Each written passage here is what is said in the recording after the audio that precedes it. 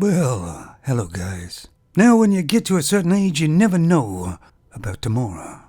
So I'm gonna make this video trying to help the younger guys. Like I say, I'm, getting on a bit in age.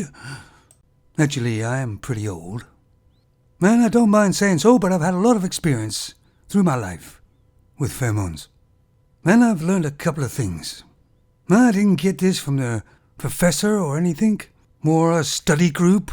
This has all been arrived at by practical experience. And it's actually pheromones who have taught me this. But you all know pheromones love to talk, don't they?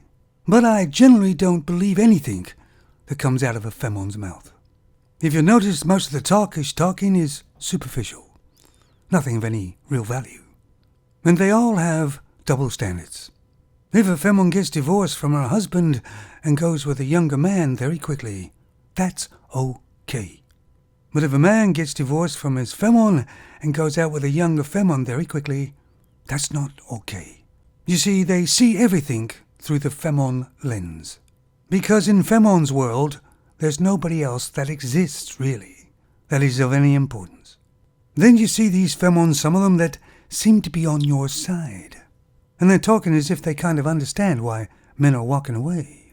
But that's just another ploy by the pheromone to get noticed, to get attention. Because everything a pheromone does is to get noticed, to get attention, to get validation. And of course they've always used lies and deceit. Not just to males, of course, to their pheromone friends as well. We've all seen pheromones backstab each other, haven't we? The bond and friendship that males have with each other is completely alien to pheromones. So you see, because of my age, I've realized that everything that comes out of a pheromone's mouth is generally a lie. I mean, most of them, their whole lives is a lie. A fake persona. Do pheromones have feelings? I don't mean transient ones that we all see. I mean real feelings. Well, some do, but it's very rare.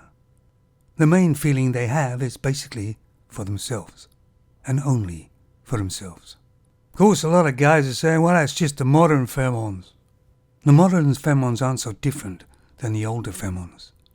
The modern pheromones just feel more comfortable being themselves.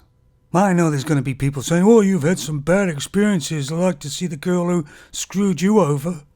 Nobody screwed me over. I just walk around with my eyes open. And of course, I know young men can't help it, because pheromones have something they want. I mean, it's almost as if nature's having a joke. But you can have a far better, successful life, and far more fulfilling life, without being married or being in a relationship with a pheromone. Because pheromones are the fly in life's ointment. And for those guys who need to be serviced as such, there's always, you can pay for it. Today is the safest way. Because nowadays you can meet a pheromone a couple of times or whatever, and you both sort of get drunk and have sex.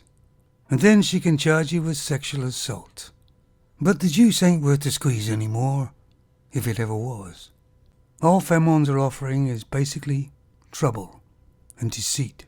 They're not offering love, they're offering just sex, sometimes. Oh, I know some guys out there are looking for their partner in life, their soulmate. You generally don't find that in a pheromone, I'm afraid. They're always on the lookout to monkey branch.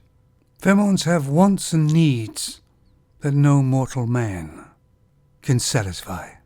So stop trying and enjoy your life. There was nobody when I was a young man to tell me that.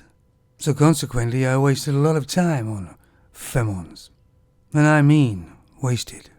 But I guess I was lucky in a way. I kind of saw pheromones' true nature and their lies and deceit at about, say, 28 years of age.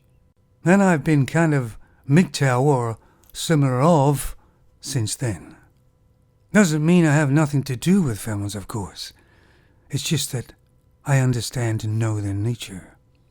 And I definitely don't trust them at all. Now I'm going to go for a walk. Not in the forest, because there isn't one here. The woods. I may never come back. Take it easy, guys.